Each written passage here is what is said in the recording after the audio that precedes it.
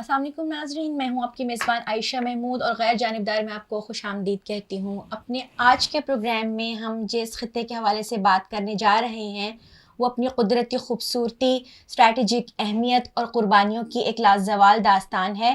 جی ہاں، ہم اپنے آج کے پروگرام میں بات کریں گے گلگت بلتستان کے حوالے سے، جو جغرافیائی لحاظ سے نہ صرف پاکستان بلکہ بین الاقوامی سطح پر بھی بہت اہمیت کا حامل ہے۔ گلگت بلتستان کے برف پوش پہاڑوں، اس کی حسین وادیوں اور اس کی ثقافت اور سیاحت کے حوالے سے اگر بات کی جائے تو یہ اس حوالے سے بہت مشہور ہے، لیکن اس کے پیچھے اس کی کچھ تلخ حقیقتیں بھی ہیں۔ اس کی آئینی حیثیت، اس کے جو ترقیاتی منصوبہ جات ہیں، سی پیک جیسے میگا پروجیکٹس، ثقافت و سیاحت، یہ وہ تمام تر موضوعات ہیں جس پر ہم اپنے آج کے پروگرام میں بات کرنے جا رہے ہیں۔ گلگت بلتستان کی عوام نے بے شمار قربانیاں دی ہیں اور اس کی وجہ سے یہ ایک ایسا صوبہ کہلاتا ہے کہ جس نے بے شمار لازوال قربانیوں کی جو اپنی داستانوں کو پیش کرتا ہوا ہمیں نظر آتا ہے۔ ہم نے اپنے آج کے پروگرام میں جاننا یہ ہے کہ گلگت بلتستان کا ماضی کیا تھا، اس کا حال کیا ہے اور اس کا مستقبل کیا ہوگا۔ اسی حوالے سے گفتگو کرنے کے لیے اس وقت ہمارے ساتھ اسٹوڈیوز میں جو مہمان موجود ہیں وہ کسی تعارف کے محتاج نہیں ہیں۔ انہوں نے گلگت بلتستان میں اہم اقدامات بھی کیے، اس کی قیادت بھی کی، مسلم لیگ نون کے سینئر رہنما ہیں اور سابق وزیر اعلیٰ گلگت بلتستان رہ چکے ہیں۔ جی میرے ساتھ اس وقت موجود ہیں جناب حافظ حفیظ الرحمان صاحب، ان سے ہم آج گلگت بلتستان کے حوالے سے بات کریں گے۔ سب سے پہلے حافظ صاحب، آپ کا بہت بہت شکریہ کہ آپ نے اپنا قیمتی وقت دیا اور ہمارے پروگرام میں آپ تشریف لائے۔ میں آپ سے یہ پوچھنا چاہوں گی سب سے پہلے کہ 2015 سے پہلے کی اگر ہم بات کریں تو گلگت بلتستان کے اس وقت کیا مسائل تھے، تعلیم، صحت اور معیشت کے حوالے سے اگر ہم بات کریں، اس کے انفراسٹرکچر کے حوالے سے اگر آپ بات کریں تو اس وقت کیسا تھا گلگت بلتستان؟ بسم اللہ الرحمن الرحیم، بہت شکریہ آپ کا اور آپ کے چینل کا۔ دیکھیں جی، گلگت بلتستان کے حوالے سے چونکہ عموماً لوگوں کو وہاں کی قدرتی جو حسن ہے اور اس کے علاوہ ان کی سیاحت ہے، اس کے حوالے سے تو وہاں کے آگاہی ہے، اور وہاں کے پھل فروٹس ہے، میوجات، ان کی جو ہے وہ آرگینک چیزیں، لیکن وہاں پہ جو انسان بستے ہیں ان کے حوالے سے کافی حد تک جو ہے وہ مین اسٹریم کا جو میڈیا ہے وہ ان کے یہ ایشوز نہیں رہے۔ تو اب آہستہ آہستہ سوشل میڈیا آ گیا ہے جس کی وجہ سے لوگوں کو آگاہی بھی مل رہی ہے۔ مین تو دیکھیں، گلگت بلتستان کی ہسٹری بڑی لمبی چوڑی ہے، وقت اتنا نہیں ہے اس پہ ہم آپ کا اور اپنے سننے والوں کو، دیکھنے والوں کا وقت ضائع کریں۔ مختصر یہی ہے کہ گلگت بلتستان کا اس وقت جو سٹیٹس ہے پاکستان کے آئین میں، وہ کوئی سٹیٹس آئین میں تعین نہیں ہے۔ گلگت بلتستان کا نظام اس وقت گورننس آرڈر 2018 کے تحت چل رہا ہے، جو پریزیڈنشل آرڈر ہے، اور اس آرڈر کے تحت وہاں پہ ایک اسمبلی ہے، وہاں پہ گورنمنٹ ہے، وہاں پہ ہماری پھر ایک ہاؤس ہے جس کو ہم جی بی کونسل کہتے ہیں، جس میں 6 ارکان سینٹ سے ہوتے ہیں، قومی اسمبلی سے ہوتے ہیں، 6 ارکان ہمارے جی بی اسمبلی منتخب کرتی ہے، جن کا چیئرمین جو ہے وزیر اعظم پاکستان ہے۔ اور اس علاقے میں ابھی تک یہ ایک ایڈمنسٹریٹو پروونس ہے اس وقت۔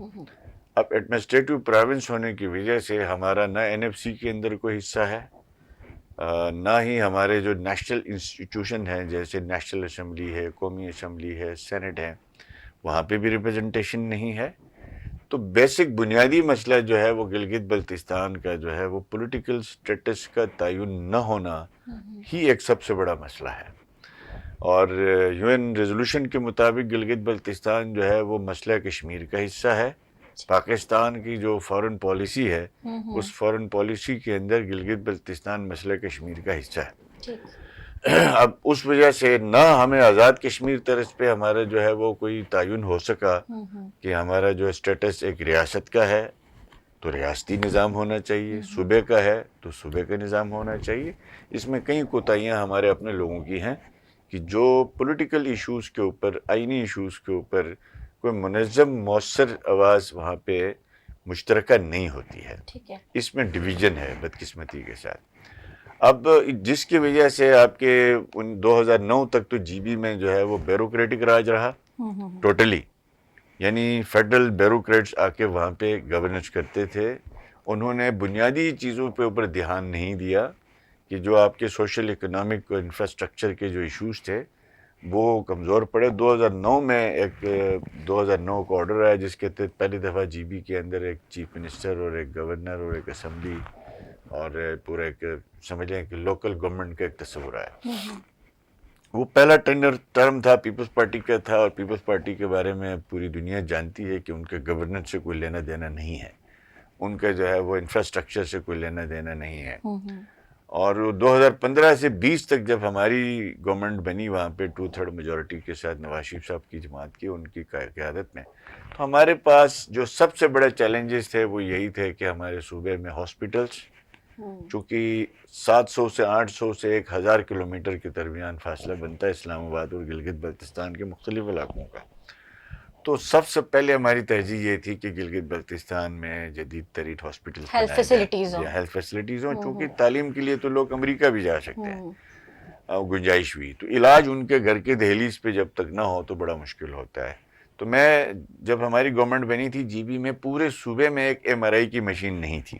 لوگ ایک ایم آر آئی کے ٹیسٹ کروانے کے لیے اسلام آباد آتے تھے, جس کے لیے تقریباً آپ کا 2-2.5 لاکھ روپے کا لوگوں کا خرچہ ہو جاتا ہے. اور ہم سے پہلے لوگوں نے جو ہے وہ 4-4 کروڑ کی گاڑیاں تو خرید لی تھی اپنے پروٹوکولز کے لیے, لیکن ایک ایم آر آئی کی مشین نہیں خرید سکے. الحمدللہ مسلم لیگ نون کو اللہ پاک نے توفیق دی, اور موجودہ جو وزیر اعظم صاحب ہیں شہباز شریف صاحب اس وقت وزیر اعظم تھے, وزیر اعلیٰ تھے پنجاب کے, تو میں نے ان سے درخواست کی ایز اے چیف منسٹر, انہوں نے پھر پنجاب کے ایکسچیکر کے فنڈ سے جی بی کا پہلا ایم آر آئی سینٹر بنا, اور آج وہاں پہ 7-8 سال سے جی بی میں فرسٹ ایم آر آئی سینٹر جو ہے جو بنا ہے وہ پنجاب کے فنڈ سے بنا ہے, جی بی کے فنڈ سے نہیں, وفاق کے فنڈ سے نہیں.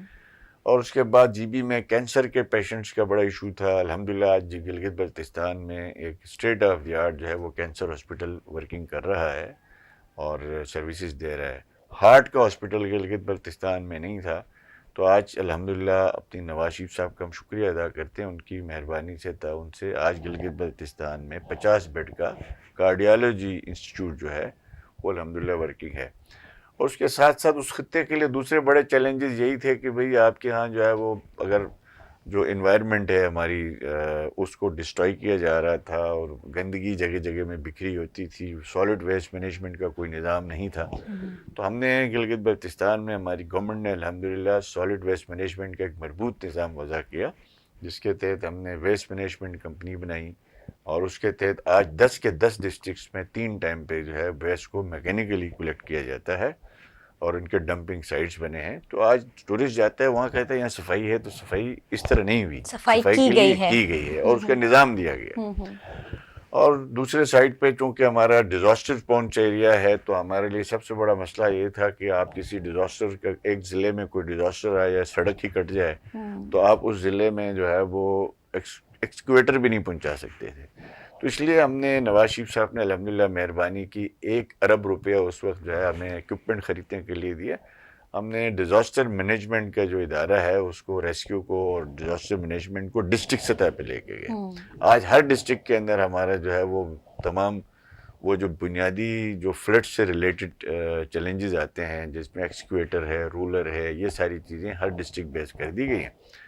اور اس کے ساتھ ساتھ ہم نے جو ریسکیو 1122 اس وقت ہمارے 10 کے 10 ڈسٹرکٹس میں اس وقت جو ہے وہ باضابطہ طور پہ کام کر رہا ہے. اور پھر ہمارا انفراسٹرکچر سب سے بڑا مسئلہ یہ تھا کہ روڈ انفراسٹرکچر. اسلام آباد سے گلگت کا سفر جو ہے وہ تقریباً اس وقت 22 گھنٹے کا تھا.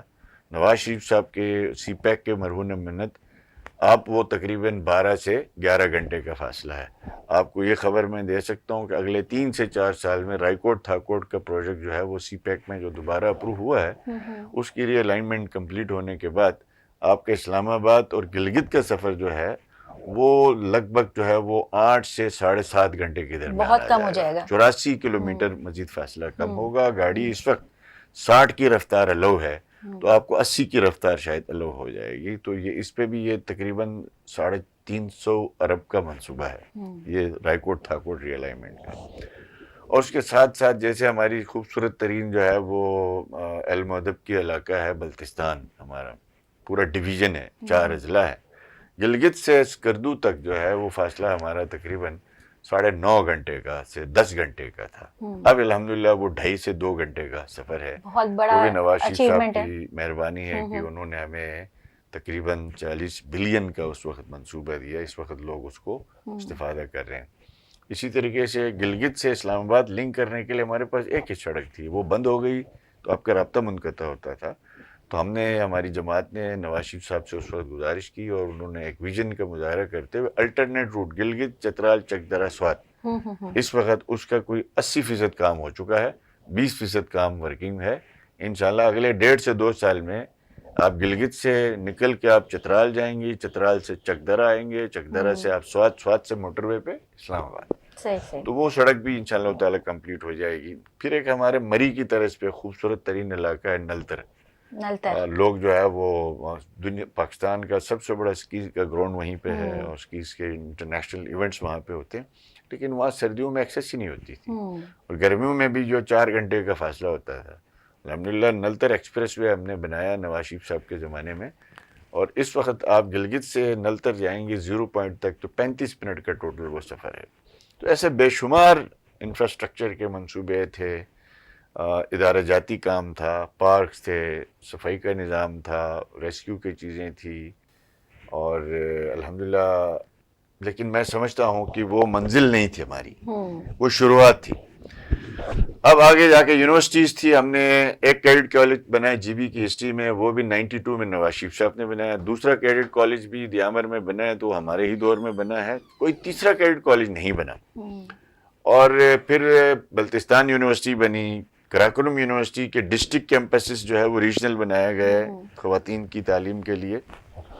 اس وقت الحمدللہ میں جس مقصد کے لیے اسلام آباد آیا تھا, ہمارے جو شہباز شریف صاحب ہیں انہوں نے پچھلے دنوں آ کے اعلان کیا تھا ہمارے 3 دانش اسکول گلگت کے 3 ریجنز ہیں, تینوں میں اپروو ہو چکے ہیں اور CDWP سے, اور یہ سفر سٹل جاری ہے. جیسے اس وقت ہمارا سب سے بڑا مسئلہ جو ہے وہ گلگت بلتستان کا پولیٹیکلی سمجھیں تو وہ پولیٹیکل سٹیٹس کا تعین کا ہے.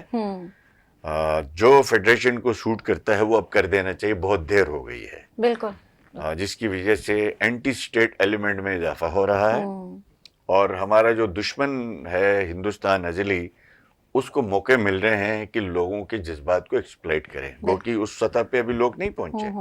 تو فوری جو کرنے کے کام ہے وہ فیڈرل کو چاہیے, تمام اداروں کو مل بیٹھ کے جو سرتاج عزیز کمیٹی کی رپورٹ جو ہے اس کے اوپر عمل درآمد کی جائے.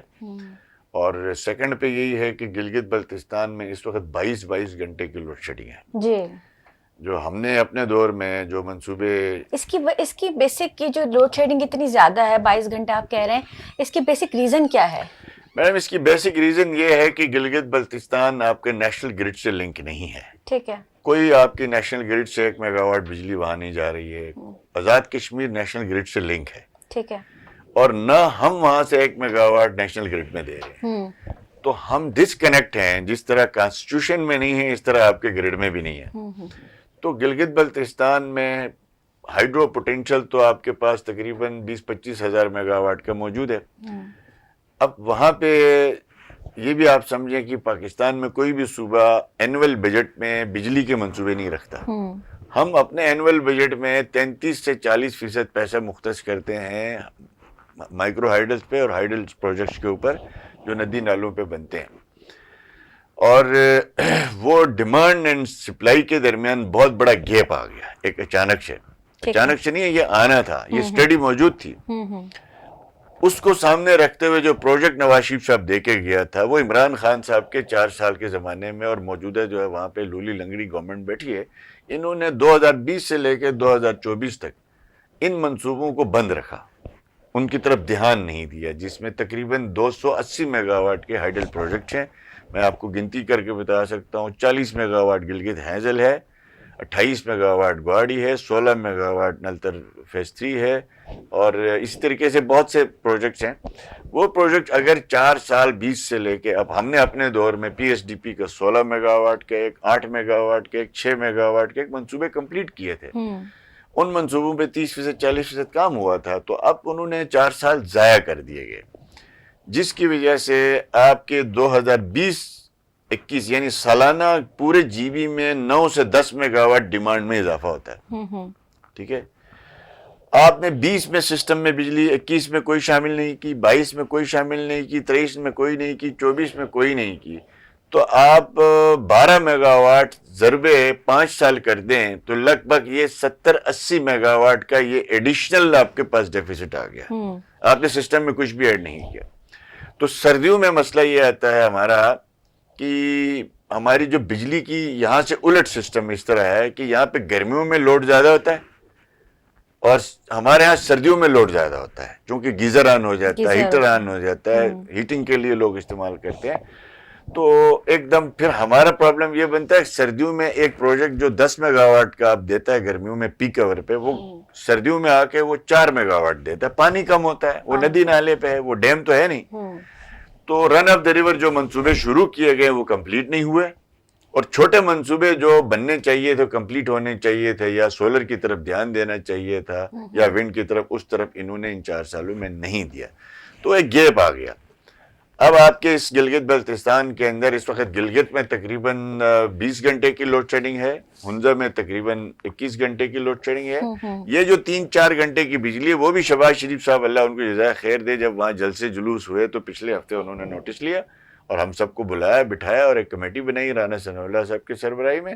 اس وقت ڈیزل جنریٹر چلا کے ہنزا گلگت کردو میں ایڈیشنل 2-3 گھنٹے بجلی دی جا رہی ہے. وہاں کے عوام تو بہت مسائل کے شکار ہوں گے اس حوالے سے، بجلی کے نہ ہونے سے. تو بہت بڑا آپ کو خود اندازہ ہے کہ بجلی نہ ہو تو لائف ہی رک جاتی ہے. تو ہم اکثر کہتے ہیں کہ گلگت بلتستان میں ہزاروں لاکھوں ٹورسٹ آتے ہیں، اربوں روپے وہاں صرف کرتے ہیں، اور تو میں اکثر کہتا ہوں کہ جو گرمیوں میں ٹورسٹ آ کے یہاں 10 ارب روپے خرچ کرتا ہے، تو سردیوں میں گلگت بلتستان والے پورے ملک میں جا کے 20 ارب خرچ کرتے ہیں، کیونکہ 3 مہینے کے لیے لوگ وہاں سے جن کی حیثیت ہے وہ نکل جاتے ہیں. اس کی مین ریزن یہ ہے کہ بجلی نہیں ہے. بجلی نہیں ہے تو انٹرنیٹ نہیں ہے، بجلی نہیں ہے تو جاب نہیں ہے، بجلی نہیں ہے تو آپ کی فری لانسنگ بند ہے، بجلی نہیں ہے تو آپ کا پورا سسٹم کاروباری مراکز کیسے چلتے ہیں، بند ہو جاتے ہیں تقریباً. اور اوپر سے ہم نے چونکہ وہ ماحول کا صاف رکھنے کے لیے وہ ڈیزل جنریٹرز پہ بھی لوگوں کو پابندی لگائی ہوئی ہے کہ آپ نے زیادہ ڈیزل جنریٹر بھی نہیں چلانا. تو اب آپ کا جو عام آدمی کا ایشو ہے اس وقت جی بی کا، وہ یہ ہے کہ اچھی تعلیم، اچھی صحت، بجلی اور روزگار کے مواقع.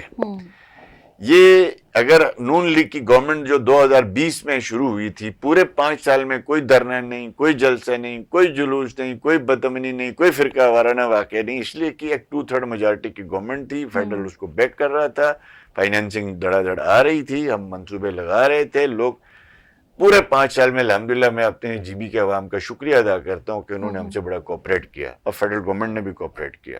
جب سے 2018 میں یہاں خان صاحب کی گورنمنٹ آئی، انہوں نے ہمارے منصوبوں پہ تالے لگانے شروع کر دیے. تو اب اس وقت ہماری چونکہ سال کے اندر اندر الیکشن ہونا ہے، 2020-25 کا ہمارا جو الیکشن ایئر ہے، نہیں ہوا تو 2026 کے فرسٹ کوارٹر میں ہو سکتا ہے.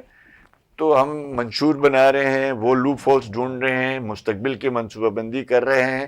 اگر گلگت بلتستان کے عوام نے مسلم لیگ نون کو دوبارہ اگر موقع دیا تو انشاءاللہ شہباز شریف صاحب اور نواز شریف صاحب کی سربراہی میں یہ جو ایشوز ان کے ادھورے رہ گئے ہم ان کو کمپلیٹ کرنا چاہتے ہیں. سیاحت کے حوالے سے بتائیں کہ جس طرح سے آپ نے ذکر کیا کہ سیاحت کا بے پناہ پوٹینشیل ہے گلگت بلتستان میں، تو اس حوالے سے اب آپ مزید کیا اقدامات ایسے کرنے چاہیں گے کہ اس میں مزید اضافہ اور بہتری کی سمت جائے؟ دیکھیں، سیاحت جب تک آل ویدر نہیں ہوگی نا تو اس وقت تک ہیوی انویسٹمنٹ نہیں آتی. کوئی سرمایہ دار آ کے 6 مہینے ہوٹل کھولے، 6 مہینے بند رکھے گا. تو اس وجہ سے آپ کی جو یہ انڈسٹری ہے یہ سیزنل انڈسٹری ہو گئی. تو مطلب لوگوں کو 6 مہینے جاب ملے گی، 6 مہینے نہیں ملے گی. انویسٹر کوئی اربوں روپے وہاں لگائے گا، 6 مہینے وہ کمائے گا، 6 مہینے تالا لگائے گا. سردیوں میں تالا تو نہیں لگا سکتے. ہاں، تو اس وقت تقریباً آپ سمجھ لیں کہ اگر جی بی میں 2000 ہوٹل ہیں تو 2000 میں سے آپ سمجھ لیں کہ 1600 ہوٹل بند ہیں، 400-500 ہوٹل کھلے ہوں گے، وہ بھی بہت ہی کم ریئرلی. تو ہماری ترجیح یہی ہے کہ جس طرح ٹوریزم کے لیے 4 چیزیں چاہیے ہوتی ہیں کہ ایک تو ایکسیس ہو ہر ایک شخص کا آسانی سے کے ساتھ، روڈ اچھے ہوں، اس کی طرف تو کام جاری ہے، انفراسٹرکچر بن رہا ہے. دوسرا ہے جی لا اینڈ آرڈر بہتر ہو. لوگ جو ہے وہ گھومنے پھرنے جاتے ہیں تو ان کو وہاں پہ ایسی انوائرمنٹ نہیں چاہیے کہ وہاں جا کے کسی کمرے میں یہ فساد ہو رہا ہو اور بند ہو کے بیٹھے. تو تیسرا آپ کو چاہیے ہوتی ہے کہ آپ کی الیکٹریسٹی، یہاں پہ آپ کو وائی فائی مل جائے، وہاں پہ آپ کو سگنل مل جائے، وہاں پہ آپ کو جو ہے وہ گرم پانی مل جائے، آپ کو ہیٹنگ مل جائے.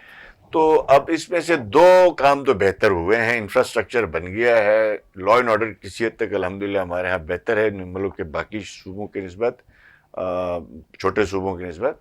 لیکن ہمارا جو الیکٹرسٹی والا ایشو ہے اس کو ہم ایڈریس کر کے ہم اپنے ٹوریزم کو آل ویدر بنانا چاہتے ہیں کہ ونٹر میں بھی ٹورسٹ جو ہے وہ صوبے میں آئے, اس کو انجوائے کرے.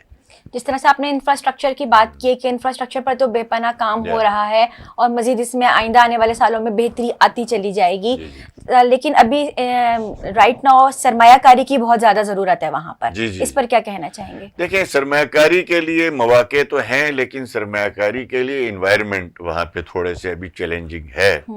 اس لیے کہ کچھ لینڈ ریفارمز کے ایشوز ہیں. ہم نے وہاں پہ زمینوں کے ریفارم کرنے کے لیے جو اپنے دور میں کام شروع کیا تھا وہ رکا ہوا ہے. دوسرا یہی ہے کہ آپ کی جو انویسٹمنٹ کے لیے مواقع تو ہیں, لیکن انوائرمنٹ میں اس لیے کہہ رہا ہوں کہ کوئی آ کے وہاں پہ انویسٹمنٹ کرے گا تو وہ ریٹرن چاہے گا نا. تو آپ جب سردیوں میں 6 مہینے اس نے ہوٹل بند رکھنا ہے تو وہ کیوں انویسٹمنٹ کرے گا. لیکن آ رہے ہیں لوگ. ہماری 2 بڑے انویسٹمنٹ کے وہاں میں واقع جو ہے وہ ہیں ہوٹل انڈسٹری کے اندر. ایک تو جو انسینٹیوز ہیں اس میں, ایک سب سے بڑا انسینٹیو یہ ہے کہ میں خود یہاں پہ میں نے کل بجلی کا بل دیا تو مجھے پتہ لگا کہ یہاں کے لوگ کتنی مشکل میں ہے. چونکہ ہم وہاں پہ 2.5 سے 3 روپے پر یونٹ ہے بجلی. یہ 4 مہینے تو ہمارے پاس بجلی کے کرائسس ہیں, باقی 8 مہینے تو بجلی ہے. اب وہاں پہ 3 روپے پر یونٹ ہے گھریلو ہے اور 15 روپے 7 سے 9 روپے کے درمیان ہے کمرشل.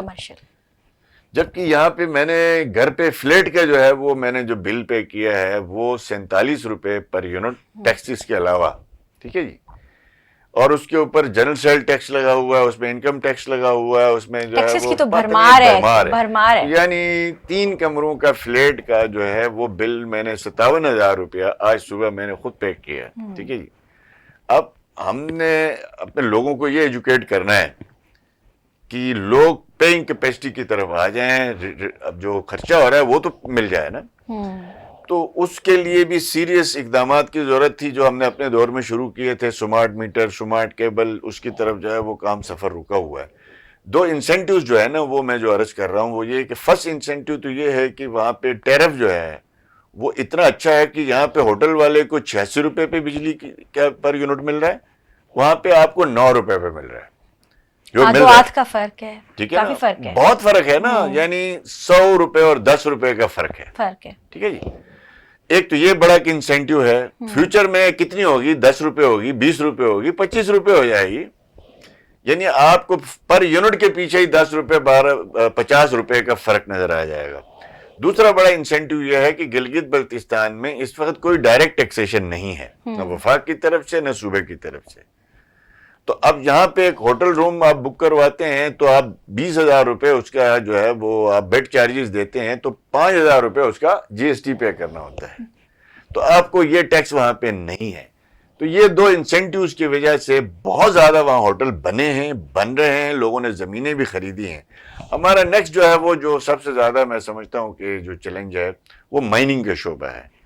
اس کو ہیفیزڈلی ڈیل کر رہے ہیں ہم بدقسمتی کے ساتھ, چونکہ ایک تو کمیونٹیز ہمارے یہاں بہت زیادہ اویئر بھی ہیں, رائٹس بھی لوگوں کے جو ہے وہ مانے ہوئے ہیں. تو مائننگ کو ہم جدت نہیں لا سکے. ٹھیک ہے. اور اس کو جدت کی طرف لے کے جانے کا ہمارا ایک پلان ہے کہ اس میں پروفیشنل لوگ انوالو ہو جائیں, ملینرز آ جائیں اور وہ اچھی انویسٹمنٹ کریں.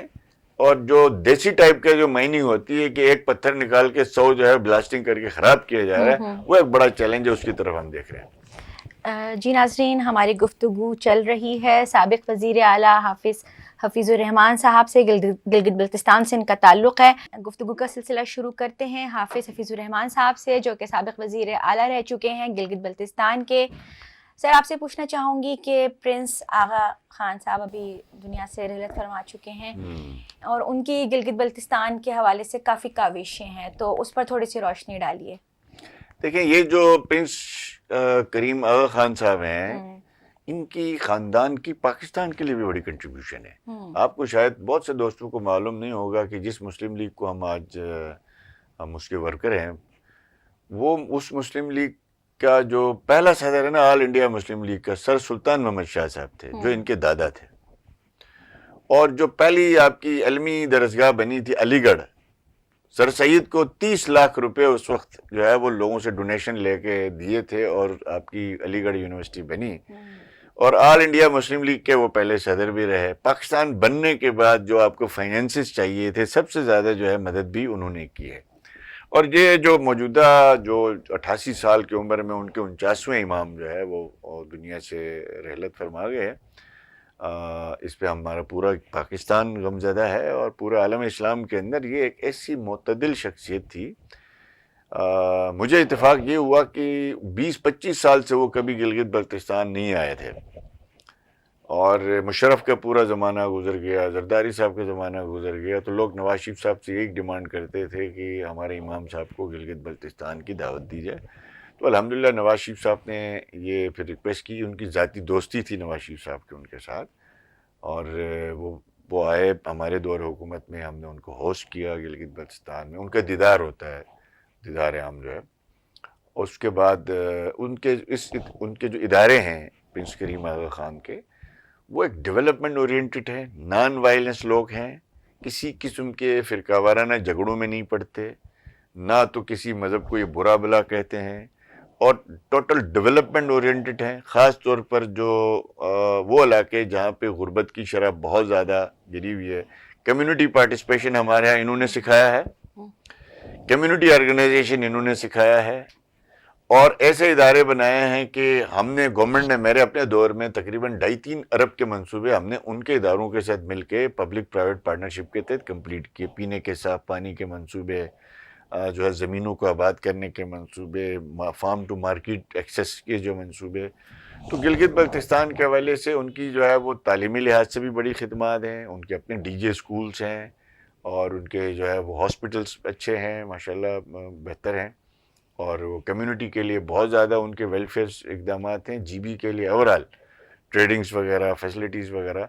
تو ہم نے ایک لانگ ٹرم پلان بنایا ہوا تھا، اور کووڈ کی وجہ سے ان کے ساتھ ہم نے وہ اس پہ امپلیمنٹ نہیں ہو سکا، کورونا آ گیا، اور جی بی گورنمنٹ اور محترم آغا خان صاحب کے درمیان کچھ ہمارے یادداشتیں سائن ہوئی تھی، جس میں ہیوی انویسٹمنٹ گلگت بلتستان کے اندر، ہمارے جو ایچ آر ہے اس کو جو اسکل کر کے ڈیولپ کرنا پوری دنیا میں ان کو لے کے جانا تھا، وہ کووڈ کی وجہ سے کمپلیٹ نہیں ہو سکا۔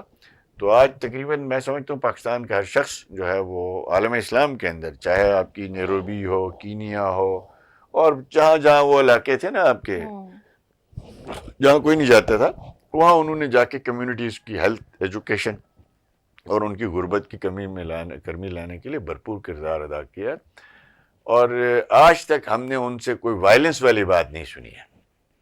حالانکہ ہمارے علاقے میں یہ 2 اضلاع میں، ہنزہ میں تو 100% یہی ہے، اور 99% تقریباً ہنزہ میں ہے، گزر ڈسٹرکٹ ہے اس پہ تقریباً 80% ان کی کمیونٹی ہے، گلگت میں ہے، باقی اضلاع میں بھی ہے، لیکن آج تک انہوں نے اپنی کوئی عبادت سڑکوں پہ لے کے نہیں آئے، اپنا کوئی مذہبی ایونٹ سڑکوں پہ لے کے نہیں آئے، جس کی وجہ سے کسی کمیونٹی کے ساتھ ان کا کوئی جھگڑا فساد نہیں ہے۔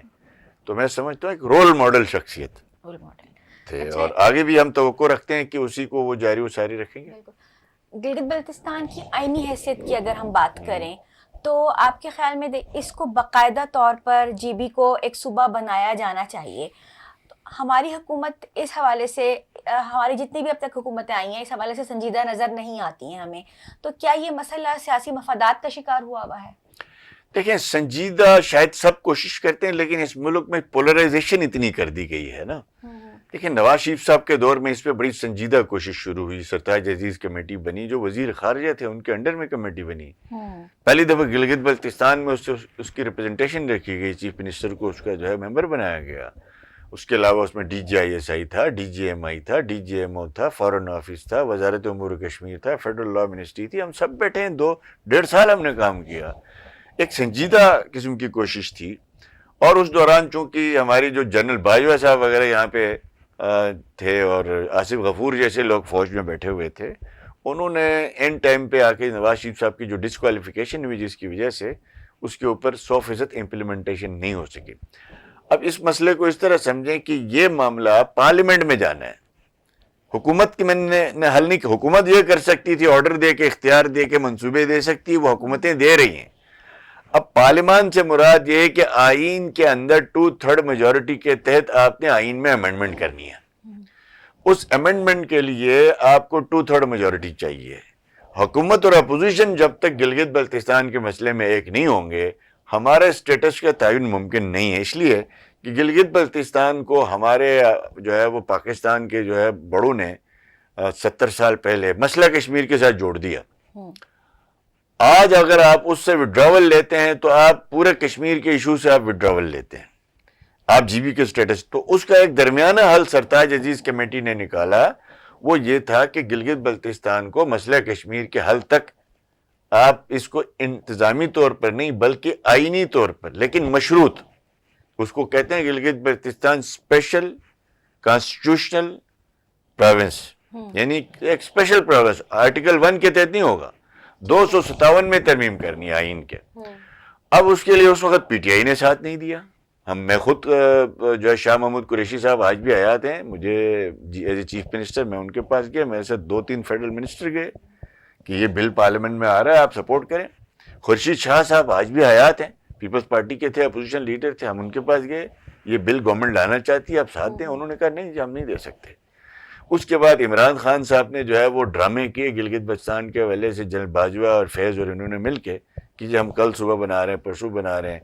ہماری جو سیکیورٹی اسٹیبلشمنٹ ہے اس کو خان نے بھرپور بلیک میل کیا. 5 اگست ہو چکا تھا. 5 اگست کے بعد ہماری جو سیکیورٹی اسٹیبلشمنٹ ہے وہ سمجھتی ہے اب گلگت بلتستان کے اسٹیٹس کا تعین ہونا چاہیے.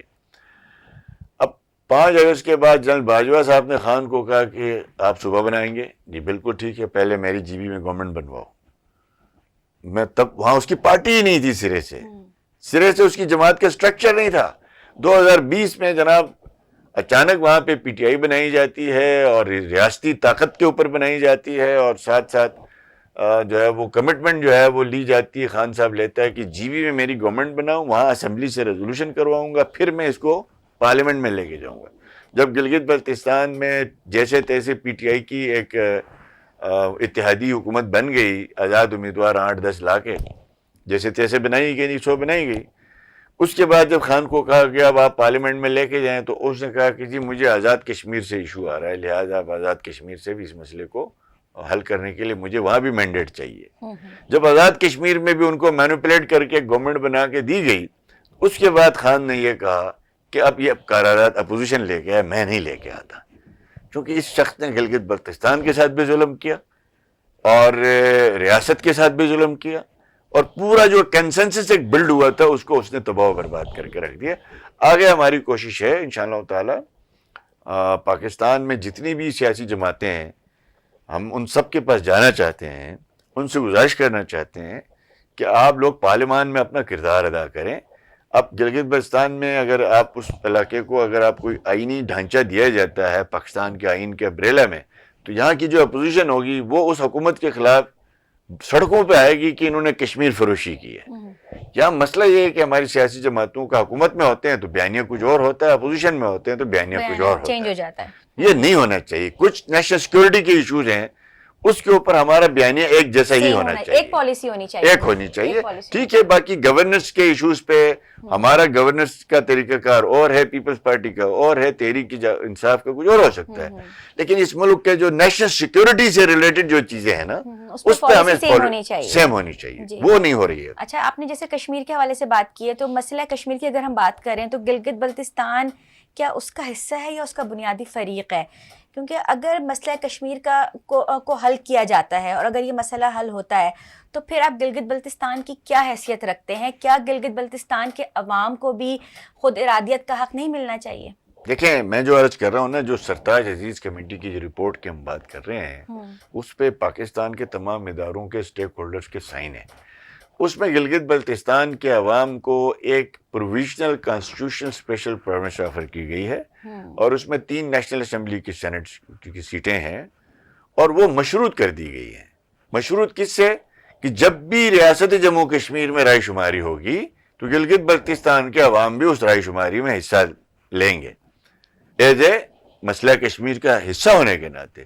ادروائز تو آپ اس کو آرٹیکل 1 میں ترمیم کر کے جو ہے وہ پاکستان کے آئین کے تحت 5واں صوبہ بنا دیں, وہ تو نہ ریاست کر سکتی ہے نہ ڈیمانڈ ہے. گلگت بلتستان کے عوام یہ سمجھتے ہیں کہ جب تک وہ مسئلہ حل نہیں ہوتا، ہمارے 75 سال سے تو آپ نے ہمیں اسی طرح رکھا ہوا ہے. ایک دو ماڈل ہے ہمارے پاس، ایک اپنانا پڑے گا. ایک آزاد کشمیر ہے جو فریق اول ہے نا جی. مسئلہ کشمیر کی جو یعنی ریاستی جو حکومت جو ہے، جس کو ریاست جموں کشمیر کی حکومت کہا جاتا ہے، وہ تو آزاد کشمیر کی گورنمنٹ ہے. اب وہاں پہ آپ نے وزیر اعظم دیا ہوا، صدر دیا ہوا، ان کا اپنا جو ہے وہ جو آرڈر نہیں ہے، وہاں پہ ایکٹ ہے، ایک آئین کے تحت وہاں پہ نظام چل رہا ہے، اور وہ اس پہ خوش ہیں، وہ اس پہ مطمئن ہے کہ ہمیں یہی نظام چاہیے. ہمیں چونکہ نہ آرڈر ہے نہ ہمارا جو ہے وہ ہمارا ٹوٹل آرڈر پہ مبنی نظام ہے. ہم اس آرڈر پہ مبنی نظام سے نکل کے ہم چاہتے ہیں کہ گلگت بلتستان والے جب تک مسئلہ کشمیر کا حل نہیں ہوتا تب تک ہم جو ہے وہ پاکستان کے نیشنل اداروں میں ریپرزنٹیشن رکھیں، پالیسی میں شریک ہوں، یہاں کے فورن پالیسی میں، سیکیورٹی پالیسی میں، فیڈرل پالیسیز میں ایک ممبر آ جائے لیکن ہم اس میں شرکت کریں، ہماری اونرشپ لی جائے، ریپرزنٹیشن ہونی چاہیے. جی ہاں. اب عجیب بات یہ کہ باقی چھوٹے صوبوں میں تو علیحدگی کی باتیں ہو رہی ہیں، گلگت بلتستان میں ایک ہی بات ہو رہی ہے کہ ہمیں پاکستان کا حصہ بناؤ، آئین کا حصہ بناؤ. تو اس میں بھی آگے سے ہم سوال پوچھتے ہیں آپ کو کیوں بنے آئین کا حصہ. تو اس لیے یوتھ میں ایک فرسٹریشن ہے، اور جہاں ہمارے سوشل اکنامک ایشوز ہیں وہ لنک ہے اس کے ساتھ. وہ کس طرح لنک ہے؟ آج لوگوں کو ہم کہتے ہیں کہ آپ بجلی کا بل پورا دے دو، وہ کہتے ہیں پہلے ہمیں آئین میں دو، پہلے ہمیں آئین کا حصہ دو. ہم لوگوں کو کہتے ہیں کہ جو صاحب حیثیت ہیں وہ لوگ ٹیکس دیں، وہ آگے سے کہا جاتا ہے پہلے ہمیں آئین میں لے جاؤ، یعنی انٹرنیشنل اصول ہے نو ٹیکسیشن وداؤٹ ریپرزنٹیشن. بالکل. تو وہ ایک ایشو بھی آتا ہے. اب اس وقت آپ یہاں پہ گندم جو ہے وہ آپ جو بوری 15,000 روپے میں 100 کے جی آپ لے رہی ہیں، گلگت بلتستان کے عوام کو 2,000 میں 100 کے جی کی بوری دے رہی ہے فیڈرل گورنمنٹ. اور اب ہم اس کو ریفارم کرنا چاہیں تو لوگ کرنے نہیں دیتے، وہ کہتے ہیں پہلے ہمارا آئینی مسئلہ حل کرو. تو آپ کی جی بی کی جو گورننس ہے وہ جڑی ہوئی ہے گلگت بلتستان کے پولیٹیکل سٹیٹس کے ساتھ. اگر آپ سٹیٹس کا تعین نہیں کریں گے، سڑک، سکول، انفراسٹرکچر تو آپ بنائیں گے، ریاستی ڈھانچہ آپ کھڑا نہیں کر سکیں گے. حکومت کا کام، ریاست کا کام تو یہی ہوتا ہے کہ امیر سے لینا، غریب پہ خرچ کرنا. اب اس وقت ہم کوئی امیر سے نہیں لے رہے ہیں، ہم صرف وفاق سے لے رہے ہیں. جی بی میں جو عمرہ ہے وہ اس وقت آپ سمجھ لیں کہ ایک لوش لائف گزار رہے ہیں، کوئی پے نہیں کر رہے ہیں. سوائے گاڑی کے ٹوکن کے علاوہ این سی پی گاڑیاں گلگت بلتستان میں عام ہیں، جو ماحول کے لیے ایک تباہ کن ہے. اس وقت 25,000 سے 40,000 جو ہے مہنگی وہیکلز گلگت بلتستان کے عام آدمی کے پاس وہ موجود ہے، وہ این سی پی ہے. ماحول دوست نہیں ہے. ماحول دوست ہونا الگ بات ہے. دیکھیں نا، ایک شخص جس کی ارننگ کیپیسٹی 50,000 منتھلی ہے، اس نے رکھی ہو ٹویوٹا کرولا جی آر جو ہے وہ جاپان کی، اور اس نے جناب اس کا جو ہے وہ فیول کہاں سے آئے گا، اس کے جو ہے اخراجات کیا آئیں گے، اس کے ماحول کے لیے کتنے نقصانات ہوں گے. تو میں یہ عرض کر رہا ہوں کہ ایک آرٹیفیشل سوسائٹی کھڑی کی گئی ہے. اس کو ریئل بنانے کے لیے آپ کو سسٹم چاہیے. سسٹم بنانے میں جو چیزیں رکاوٹ ہیں وہ پاکستان کے آئین کے اندر نہ ہونا اور اپنا آئین نہ ہونا صوبے کا. تو میں سمجھتا ہوں کہ ہمیں اس پہ کلیئر کٹ ہو کے فیڈریشن کو یہ ریکویسٹ ہے. ہم بار بار کہتے ہیں کہ فیڈرل گورنمنٹ جتنی بھی ہیں، فیڈرل پارٹیاں جتنی بھی ہیں، وہ مہربانی کریں گلگت بلتستان کے حوالے سے ایک کنسنسس ڈیولپ کریں. اور گلگت بلتستان کی اپنی سیاسی جماعتوں کا بھی قصور ہے، وہ ٹکریں ماریں گی، وہاں بیٹھ کے آ کے سیریس کوشش نہیں کریں گے، اور اپنی جو ہے وہ پرامن جدوجہد پہ یقین نہ رکھنے کی وجہ سے گندم کے لیے سڑک پہ ہیں، آٹے کے لیے سڑک پہ ہیں، بجلی کے لیے تو ہم اگر ہم جس دن آئین کے لیے گلگت بلتستان کے لوگ متحد ہو گئے تو میں سمجھتا ہوں کہ فیڈریشن کے لیے بھی پرابلم حل ہو جائے گی. تو اس وقت ہماری اسمبلی نے قراردادیں کی ہوئی ہیں لیکن مؤثر تحریک نہیں ہے. ہماری جماعت یہ کوشش کر رہی ہے کہ تمام جماعتوں کو اعتماد میں لے کے ہم نیشنل لیڈرشپ کے ساتھ ڈائلاگ کریں، اور کرنے کے بعد اس ایشو کو آزاد کشمیر کی جو حریت کی قیادت ہے ان کو بھی اعتماد میں لے کے اس مسئلے کو حل کیا جائے. یوتھ کی بات کروں گی آپ سے. یوتھ جو ہے گلگت بلتستان کی کافی پوٹینشیل ہے اس کے اندر، لیکن ان کو اس طرح سے مواقع نہیں مل رہے کہ وہ اپنے اندر کے ہنر کو باہر نکال سکیں اور اپنے آپ کو منوا سکیں. تو اس حوالے سے گورنمنٹ کچھ کر رہی ہے کہ نہیں کر رہی؟ دیکھیں جی بی میں جو حکومت ہے اس وقت اس کو تو حکومت نہیں کہا جا سکتا, وہ ایک بندوبست ہے, چونکہ مخلوط حکومت ہے, ممبروں کی ایک گورنمنٹ ہے, کسی پارٹی کی گورنمنٹ نہیں ہے, کوئی ویژن کے ساتھ نہیں ہے. ہاں البتہ فیڈرل گورنمنٹ میں یا ہمارے پاس جو ویژنس تھے اس کے اعتبار سے ابھی یوتھ جو اسمبلی بنی ہے, جو یوتھ کونسل پرائم منسٹر صاحب کی, اس میں گلگت بلتستان سے 5 ریپرزنٹیشن موجود ہے. مطلب روزگار کے مواقع ان کو فراہم کیے جا رہے ہیں؟ جی روزگار کے سیریس چیلنجز موجود ہیں ہمارے پاس, جس کی حوالے سے چونکہ لٹریسی ریٹ زیادہ ہے, جو آگے جاب اپرچونٹیز کم ہیں, تو ہم 2-3 ونڈوز کے اوپر کام کر رہے ہیں. ایک تو یہی ہے کہ گلگت بلتستان سے 20,000 لوگوں کو ہم اوورسیز امپلائمنٹ کی طرف لے کے جانا چاہتے ہیں. دوسرا یہ ہے کہ وہاں پہ فری لانچنگ, ہم نے 24,000 لیپ ٹاپس گلگت بلتستان میں اپنے دور حکومت میں تقسیم کیے تھے. الحمدللہ اس کی وجہ سے آج گلگت بلتستان میں 30-40 ہزار نوجوان جو ہے وہ فری لانچنگ میں, بڑی زبردست کمپنیاں بنی ہوئی ہیں. سردیوں میں بجلی کی وجہ سے پرابلم آئی, وہ شفٹ ہو گئے ہیں ادھر. تو اس وقت 30 سے 40 ہزار نوجوانوں کا ڈائریکٹ روزگار آپ کا فری لانچنگ کے ساتھ جڑا ہوا ہے. اور اس کے ساتھ ساتھ آپ کی جو آئی ٹی کمپنیز جو ہے وہ تیزی سے معرض وجود میں آ رہی ہیں. اور ہماری کوشش یہی ہوگی کہ جیسے ابھی prime minister youth loan scheme ہے, ابھی تک 23.5 ارب روپیہ گلگت بلتستان میں جو ہے وہ مختلف یوتھ لیڈرز کو یا نئے انیشیٹوز لے کے آنے والوں کو, آئی ٹی کے شعبے سے لے کے ہوٹل انڈسٹری تک, ان کے لیے سستے ترین لون جو ہے 80 لاکھ روپے, 1 کروڑ روپے, 2 کروڑ روپے تک کے بھی لون سینکشن ہو چکے ہیں. اس طرف بھی ہماری نظر ہے, چونکہ گلگت بلتستان بڑا ایک ڈائیورس خطہ ہے, کلچرلی, لنگوسٹکلی, ریلیجنسلی, لیکن ان کے لیے وہاں چیلنجز بھی ہیں لیکن اپرچونٹیز بھی ہیں. کوئی اسکالرشپ پروگرامز وغیرہ آپ نے انٹروڈیوس کروائے ہیں ان جی کے جی لیے؟ جی جی جی الحمدللہ ہم نے فیڈرل گورنمنٹ نے گزشتہ نواز شریف صاحب کے زمانے میں بھی تقریباً 1,500 سے زیادہ اسکالرشپ دی گئی. شہباز شریف نے پنجاب سے ہمیں اسکالرشپ دی. اس وقت مریم بی بی پنجاب میں ہمیں اسکالرشپ دے رہی ہیں. تقریباً 500 کے قریب ہماری اسکالرشپ پنجاب میں ہے. اور اوورال ابھی جو فیڈرل کی نئی جو پالیسی بن رہی, میں اس کا حصے دار ہوں. تو انشاءاللہ تعالیٰ اب جو لیپ ٹاپس جو ہے وہ نیشنل لیول پہ دوبارہ سے شروع ہونے والا ہے. اس کے علاوہ ای روزگار کا ایک سلسلہ شروع ہو رہا ہے, اس میں جی بی کی بھرپور ریپرزنٹیشن موجود ہے. تو اسی طریقے سے ٹوریزم سیکٹر کے اندر ہمارے نوجوان نئے نئے آئیڈیاز لے کے آ رہے ہیں, اور ہم پورے نظام کو اس طرف لے جانے کی کوشش کر رہے ہیں. اس وقت چونکہ پریکٹیکلی وہاں گورنمنٹ میں ہم نہیں ہیں جس طریقے سے ہونا چاہیے. البتہ فیڈرل گورنمنٹ اپنے انیشیٹوز بھرپور طور پہ جی بی کے لیے لے رہی ہے, لیکن میں سمجھتا ہوں کہ مقامی سطح پہ جب تک انسٹیٹیوشنز اس کا ٹرکل ڈاؤن افیکٹ کرنے کے لیے تیار نہیں ہوں گے, نہ ان کی کیپیسٹی تیار نہیں ہوگی, تو میرے خیال وہ خواب ہی رہے گا. اچھا یہ بتائیں, اگر آپ کو دوبارہ گورنمنٹ میں آنے کا موقع ملتا ہے تو آپ کے مائنڈ میں ایسی کون کون سے پوائنٹس ہیں جو جن پر آپ فوری طور پر کام کرنا چاہیں گے؟ دیکھیں آج کل ہمارے پاس ایک زبردست رول ماڈل جو آئی ہے نا, مریم نواز کی شکل میں, پنجاب میں نئی چیف منسٹر, خاتون ہونے کے ناطے پاکستان کی فرسٹ خاتون چیف منسٹر. ہم نے ان کے ساتھ کام کیا 8-10 سال. ہم سمجھتے تھے کہ شاید میڈم میں وہ صلاحیتیں نہیں ہوں گی جو ایز اے چیف منسٹر یا پرائم منسٹر. خدا گواہ ہم سب حیران ہیں, میں نے خود بھی 5 سال چیف منسٹری کی ایک چھوٹے صوبے میں. لوگ ہماری گورنمنٹ کو بہت سراہتے ہیں کہ یہ کام کیا وہ کیا. میں سمجھ رہا کہ مریم نے جو 80 انیشیٹوز لیے ہیں, اب تو صوبوں کو کام کرنے کے لیے تو میڈم نے ایک بلو پرنٹ دے دیا آپ کو. یعنی آپ کی دھی رانی پروگرام سے لے کے دستک تک, آپ کے رکشوں سے لے کے تجاوزات تک, ہر سلسلے کے لیے آپ کو ایک 12 کروڑ 14 کروڑ کے آبادی کے صوبے میں اگر یہ کام ہو سکتے ہیں تو 10 اور 15 لاکھ آبادی والے صوبوں میں تو بڑے آسانی سے ہو سکتے ہیں. تو میرا جو مائنڈ ہے, میری پارٹی کا میرا منشور تو یہی کہ گلگت بلتستان کو سب سے پہلے ہم نے انرجی کرائسس سے نکالنا ہے. یہ نمبر جی, جس کے لیے ہم نے ابھی بھی کوششیں جاری رکھی ہوئی ہیں انشاءاللہ تعالیٰ, جو گرڈ کی بجلی ہو یا سولر کی بجلی ہو. ابھی اس وقت شہباز شریف صاحب نے ہماری ریکویسٹ پہ 100 میگا واٹ سولر کا منصوبہ ہمیں دیا ہوا ہے, جس کے ہم تیزی سے ہم کام کر رہے ہیں.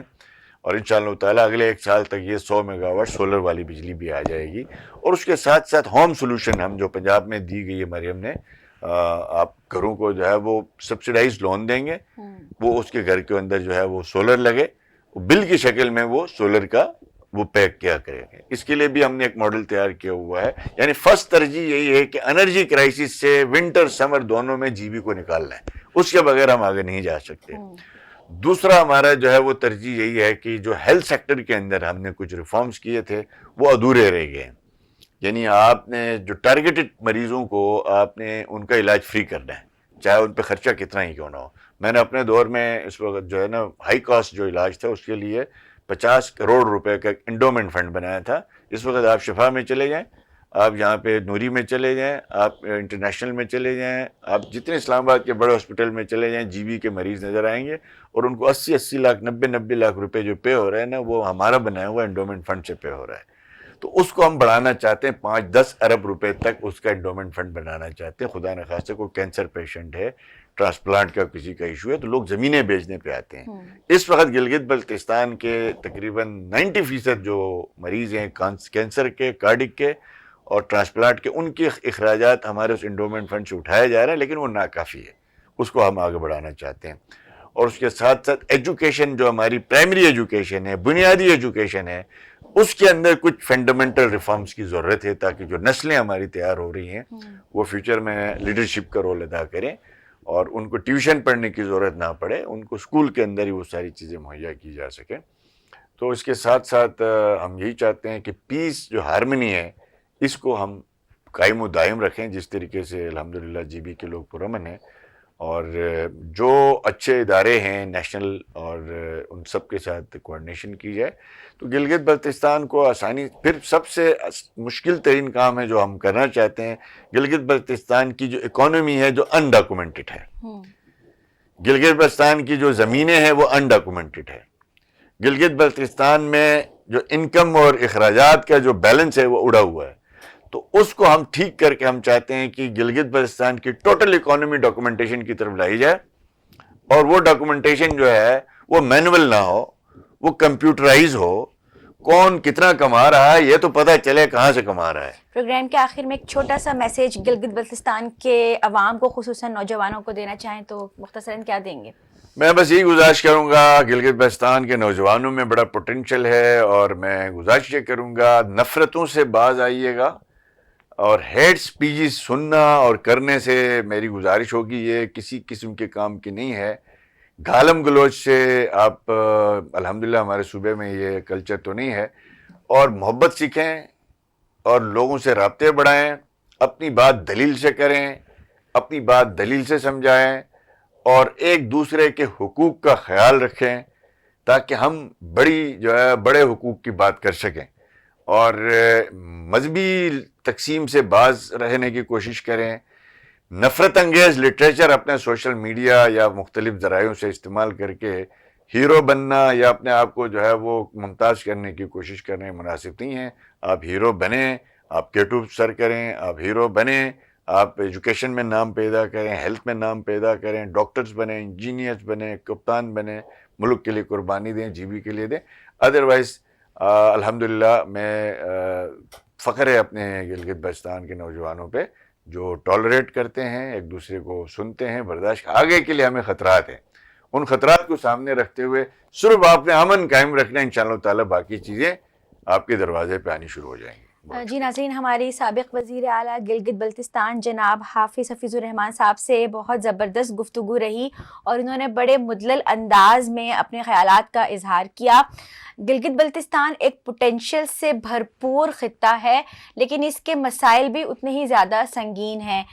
سوال یہ ہے کہ کیا حکومتیں اس کو اس کا جائز مقام اور اس کا جائز حق دینا چاہتی ہیں یا نہیں، اور یہ ایک ایسا سوال ہے جو ہمیں اٹھاتے رہنا چاہیے تاکہ اس کے مسائل کا بھی حل نکالا جا سکے. انشاءاللہ اگلے ہفتے پھر کسی اہم ایشو کے ساتھ آپ کی خدمت میں حاضر ہوں گی.